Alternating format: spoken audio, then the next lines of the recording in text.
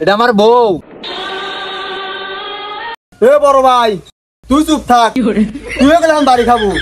তুই কি জানিস বউ ছাড়া একটা পুরুষ মানুষের জীবন ইট বাটার মতো, ভিতরে পুড়ে ছাই হয়ে যায়, বাইরে কেউ দেখে না। আজকে আমি বিয়ে করে গাইতে হর। মেয়ে দেখবার যাবে নাকি হাসপাতালে যাবে? দাদা আগে মেয়ে দেখ পেলো।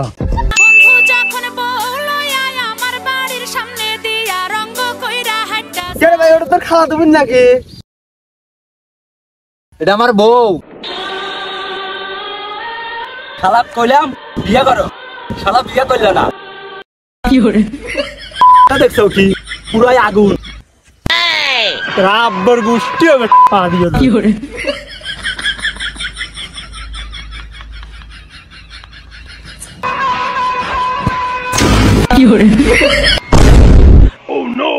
ইরে আল্লাহ ভাই খেপে গেছে রে, আমার জীবন বাঁচাই পড়।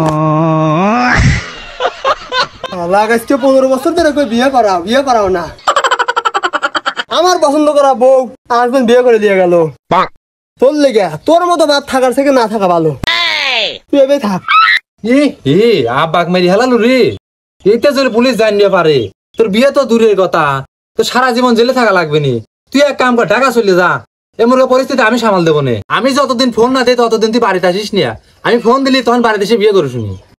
এ বড় ভাই তুই চুপ থাক, তুইও গেলে আমি বাড়ি খাবো। তুই কি জানিস বউ ছাড়া একটা পুরুষ মানুষের জীবন ইট বাটার মতো, ভিতরে পুড়ে ছাই হয়ে যায়, বাইরে কেউ দেখে না। আজকে আমি বিয়ে করে গাইতে হরবো।